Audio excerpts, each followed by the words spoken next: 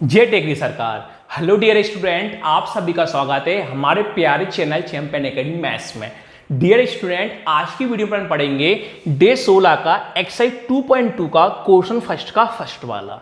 अगर आप सभी ने मेरी वीडियो डे 1 से लेके डे 15 तक मेरी वीडियो नहीं देखी हो तो मैं आप सभी के लिए डिस्क्रिप्शन में प्ले लिस्ट की लिंक दे दूंगा। अगर आप प्ले लिस्ट की लिंक पर क्लिक करोगे तो वहां से डे 1 से लेके डे 15 तक सिंपल मेरी वीडियो ओपन हो जाएंगी, वहां से कंटिन्यू मेरी वीडियो को देख सकते हैं। तो चलिए आज का टॉपिक करते हैं 2.2 का क्वेश्चन फर्स्ट के साथ। देखिए, आपसे क्वेश्चन बोला है find the zeros of the following quadratic polynomial, यानी आपको एक क्वाड्रेटिक पॉलिनोमियल दे रखी है, इसकी आपको जीरोस फाइंड करना है।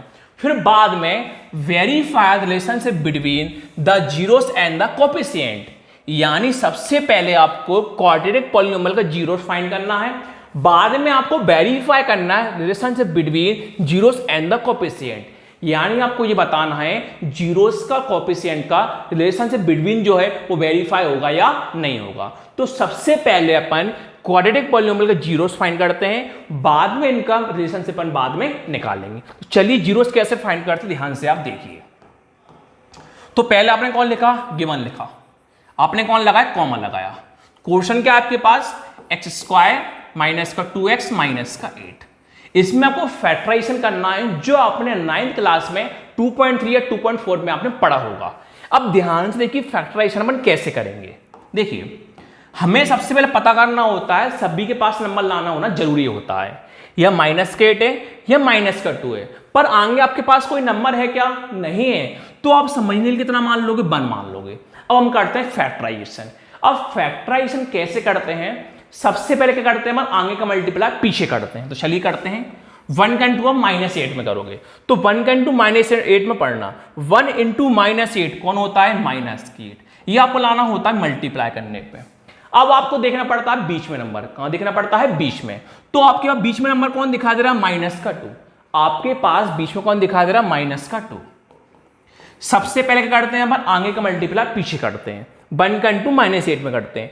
1 इंटू -8 कौन होता है, -8 मल्टीप्लाई करने पे। फिर देखते हैं बीच में कौन है, -2। अब आपको ऐसे दो नंबर लाना होता है, इंटू करने -8 आ जाए, माइनस करने पे 2 आ जाए। तो सबसे पहले आप ये देखिए 8 किसकी टेबल में आता है, तो आप बोल दोगे जो 8 है 2 की टेबल में आता है। आप सबसे पहले ये देखिए 8 किसकी टेबल में आता है, तो आप बोल दोगे 8 किसकी टेबल में आता है, 2 की टेबल में आता है। कितनी बार में आता है, 4 बार में। 2 पर 2 नीचे, 4 ऊपर 4 नीचे, कौन करना आपको, मल्टीप्लाई। अब आपको डियर स्टूडेंट ऐसा दिमाग लगाना है कि हमारा इंटू करने पे -8 बन जाए, माइनस करने पे 2 बन जाए। तो अब आप मुझे एक बार बताइए, 2 और 4 से देखना है, तो 2 और 4 से कौन प्लस करें कौन माइनस करें, कि दोनों माइनस करें या दोनों प्लस करें, हमारा -2 बन जाएगा।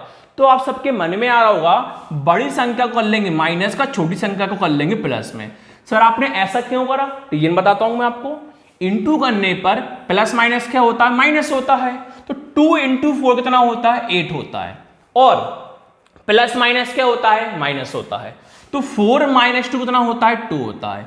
तो प्लस बड़ा है कि माइनस बड़ा है, आप बोल दो माइनस बड़ा है। तो सर आपको इंटू करने -8 चाहिए था, इंटू करने -8 आ गया, माइनस करने 2 चाहिए था, माइनस करने 2 आ गया।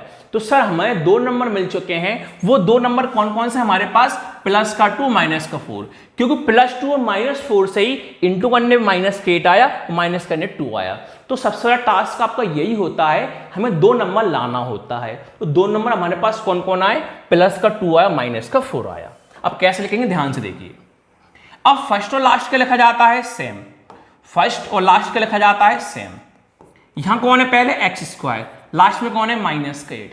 अब आपको वेरिएबल के साथ लिखा जाना है। वेरिएबल क्या होता है, A से Z तक के अल्फाबेट होते हैं। यहां वेरिएबल आपके पास कौन है, x है। तो आपके पास 2 नंबर कौन कौन से आए, +2 -4। तो पहले कुछ भी कर सकते हो, +2 लिखो या पहले -4 लिखो, बात बराबर है। पर प्लस को माइनस नहीं कर सकते हो, माइनस को प्लस नहीं कर सकते। +2 पहले लिखो तो भी सही है, -4 लिखो तो भी सही है, पर किसके साथ लिखोगे, वेरिएबल x के साथ। +2x और -4x, +2x और -4x। अब शुरू के 2 में से लेंगे कॉमन और बाद के 2 में से लेंगे कॉमन। अब कॉमन जो कम होता है वो हम लेते हैं कॉमन, या फिर बराबर हो। अब आप देखिए x कितनी बार है, 2 बार है, x कितनी बार, एक बार है, तो x 1 वाला कम होता है कि 2 वाला कम होता है? आप बोल दो सर x 1 वाला कम होता है, तो आपने x कॉमन लिया। अब आप x का डिवाइड x स्क्वायर में करोगे और x का डिवाइड आप 2x में भी करोगे। जब x का डिवाइड x स्क्वायर में करते हो, यहां सिंगल x है, यहां डबल x है, जब सिंगल x का डबल x में डिवाइड करते हो तो एक x से एक x क्या होगा, कैंसिल होगा, कौन बचेगा आपके पास, सिंगल x बचेगा, प्लस का प्लस। अब आप x का डिवाइड 2x में करते हो तो x से x क्या हुआ, कैंसिल, आपके पास कौन बचेगा, 2। अब माइनस का माइनस, अब यहां देखिए कम कौन है, 4 कम है कि 8 कम है, आप बोल दो 4 कम है, तो -4 अपन ने लिया कॉमन। अब -4 का डिवाइड -4x में करोगे, -4 का डिवाइड आप -8 में करोगे, तो -4 का डिवाइड -4x में करते हैं तो माइनस से माइनस कैंसिल होगा, 4 से 4 कैंसिल होगा, आपके पास कौन बचेगा, x बचेगा। अब -4 का डिवाइड आप -8 में करते हो तो माइनस माइनस क्या होगा, प्लस होगा। अब 4 का डिवाइड 8 में पढ़ते हो तो 4 की टेबल में 8 कितनी बार में आता है, 2 बार में आता है। अगर ये दोनों सेम आएंगे तो हमारा फैक्टराइजेशन सही है, वरना हमारा क्या है, गलत है। ये दोनों कैसे आएगा, सेम। जो दोनों सेम आएगा इसको लिखा जाता है एक बार, x + 2 2 बार, कितनी बार लिख दो, एक बार। अब देखते हैं ब्रैकेट के बाहर, तो आपको ब्रैकेट के बाहर कौन दिखाई दे रहा है, x - 4। ये आपने फैक्टराइजेशन कर लिया, आपको जीरोस फाइंड करना था, तो आपको एक लाइन लिखना पड़ेगा, so the value of question क्या था, x² - 2x - 8 will be zeros, full stop, then आप लगा दो कॉमा।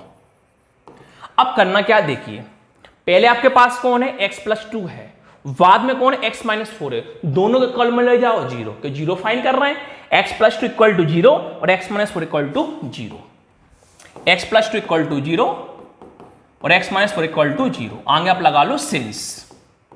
अब देखिए आगे, x = 0 कोई मतलब होता है क्या, नहीं, 2 किस में है, प्लस में, कहां जाएगा, माइनस में। x = 0 का मतलब होता है क्या, नहीं, 4 किस में, माइनस में, कहां जाएगा, प्लस में। ये आपने जीरोस फाइंड कर लिए। अब आपको वेरीफाई भी फाइंड करना जीरोस का और कोएफिशिएंट का, तो पहले आप समझो जीरोस क्या होते हैं, कोएफिशिएंट क्या होते हैं। जीरोस क्या होते हैं, नंबर होते हैं, और कोएफिशिएंट क्या होते हैं, अल्फाबेट होते हैं। जीरोस मैंने आपसे बोला -8 जीरोस है क्या, कोएफिशिएंट है, -8 कौन है, जीरोस है। -2 जीरोस है कि कोएफिशिएंट है, आप बोल दो जीरोस है। मैंने x पूछा, जीरो से के कोएफिशिएंट है, आप बोल दोगे x कोएफिशिएंट है। आपको इतना ध्यान रखना है, जीरो मतलब होते हैं नंबर, कोएफिशिएंट मतलब होते हैं अल्फाबेट। तो वेरीफाई अपन करते हैं, तो लिखोगे आप नाउ। अब देखिए कैसे लिखोगे आप, सम ऑफ द जीरोस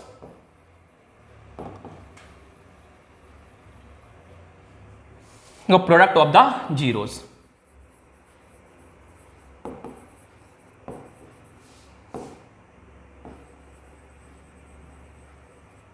अब देखिए यहां आपको करना क्या, ध्यान से देखना। आपका पहला आंसर कौन आया, -2 आया, और दूसरा आंसर आपके पास कौन आया, 4 आया। पहला कौन है, -2 है, बाद में कौन है, 4 है। अब ध्यान से कैसे लिखोगे, देखिए पहले आपने कौन लिखा, -2 लिखा, पहले आपने कौन लिखा, -2 लिखा। देखिए सम मतलब कौन होता है, प्लस होता है, और प्रोडक्ट मतलब क्या होता है, मल्टीप्लाई होता है। सम मतलब प्लस, प्रोडक्ट मतलब क्या होता है, मल्टीप्लाई। पहला आपका आंसर कौन आया, -2, तो -2 लिखा, ऊपर भी लिखा और आपने नीचे भी लिखा, किस ब्रैकेट में। अब देखिए सम मतलब क्या होता है, प्लस, तो कौन लगाया आपने, प्लस। प्रोडक्ट मतलब क्या होता है, मल्टीप्लाई, तो आपने कौन लगाया, मल्टीप्लाई। आपके पास सेकेंड आंसर कौन आया, 4, तो आपने ऊपर भी 4 लिखा और नीचे ही आपने कौन लिखा, 4 लिखा। यहां तक कोई दिक्कत नहीं। अब आगे देखिए, 4 में से -2 करोगे तो चलिए एक एक्स्ट्रा बढ़ा दो, ब्रैकेट खोल दो, -2 प्लस का 4, तो 4 - 2 कितना होता है, 2। तो माइनस बढ़ा कि प्लस बढ़ा, आप बोलो प्लस बढ़ा, साइन किसका, प्लस का, प्लस लगाते नहीं हम। अब देखिए इंटू करने पर माइनस प्लस क्या होता है, माइनस, और 2 × 8 कितना, 2 × 4 कितना होता है, 8 होता है। अब आपका एक फॉर्मूला होता है, फॉर्मूला क्या होता है, देखिए लिखोगे माइनस ब्रैकेट में कोएफिशिएंट ऑफ x, नीचे लिखोगे आप coefficient of x², coefficient of x²। नीचे आपके पास फॉर्मूला होता है कांस्टेंट टर्म, क्या होता है, कांस्टेंट टर्म और कोएफिशिएंट ऑफ x²।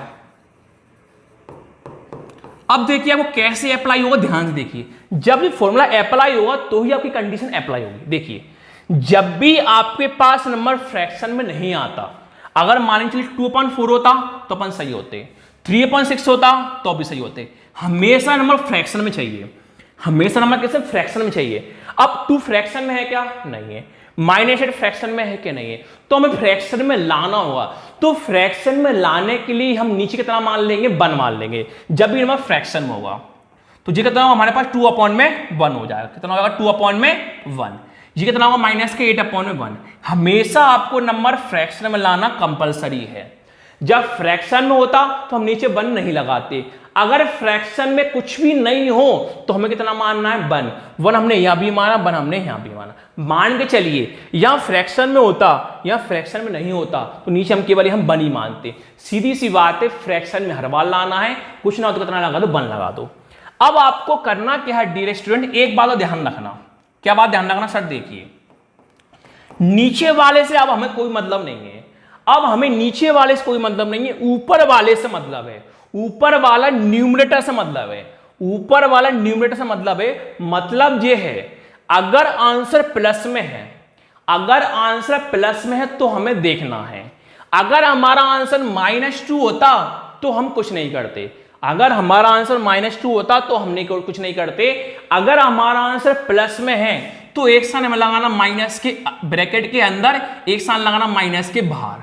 सर आपने ऐसा क्यों करा? इसकी कंडीशन क्या है? तो मैं आपको बताता हूं ऐसा हमने क्यों करा, क्योंकि हमें वेरीफाई करना था। देखिए एक बात समझाता हूं, फ्रैक्शन में ना हो तो नीचे 1 माना। अब नीचे वाले से कोई मतलब नहीं है। ऊपर अगर प्लस में आंसर होता तो एक साइन माइनस का बाहर, एक साइन माइनस का अंदर।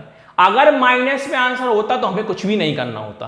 अब हम अप्लाई करके देखते हैं हमने वेरीफाई करा या नहीं करा। देखिए ध्यान से, देखिए समझने के लिए ये माइनस से माइनस क्या हुआ? कैंसिल। काटना नहीं है, समझने के लिए माइनस से माइनस क्या हुआ? कैंसिल। अब आपके पास कोएफिशिएंट ऑफ x, तो आपके पास x की वैल्यू कितनी कहलाएगी? -2 कहलाएगी। आपके पास x की वैल्यू कितनी कहलाएगी? -2 कहलाएगी। चेक करते हैं x की वैल्यू -2 है कि नहीं हमारे पास। देखिए बगल में देखिए आपके पास x की वैल्यू कौन है? -2 है, तो हम क्या है? सही है। आगे देखिए अब आपके पास x² की वैल्यू कितनी कहलाएगी? 1 कहलाएगी। ऊपर आपके पास x की वैल्यू कौन कहलाई थी? -2 कहलाई थी। नीचे अब आपके पास x² की वैल्यू कितनी कहलाएगी? 1 कहलाएगी। हम चेक करते हैं हमारे पास x² की वैल्यू 1 है या नहीं है। तो देखिए हम समझने के लिए कितना मानते हैं? 1 मानते हैं। तो हमारे पास x² की वैल्यू कौन है? 1 है, तो अभी भी सही है। आगे आते हैं, देखिए अब हमारे पास कांस्टेंट टर्म की वैल्यू कितनी? -8 है। कांस्टेंट टर्म मतलब होता है केवल उसके साथ नंबर हो, केवल कौन हो? नंबर हो। तो कांस्टेंट टर्म की वैल्यू हमारे पास कौन? -8 है। तो चेक करते हैं, देखिए कांस्टेंट टर्म की वैल्यू हमारे पास कौन है? -8 है। आगे देखिए अब आपके पास x² की वैल्यू कितनी है? 1 है। आपके पास x² की वैल्यू कितनी है? 1 है। चेक करते हैं, तो आपके पास x² की वैल्यू कौन है? 1 है। अगर ये आपके पास कंडीशन फॉलो होंगी तो ही आपका वेरीफाई होगा, अन्यथा आपका वेरीफाई नहीं होगा। अगर आप सभी को मेरी वीडियो अच्छी लगी हो तो प्लीज चैनल को लाइक करना, शेयर करना, सब्सक्राइब करना। Thank you.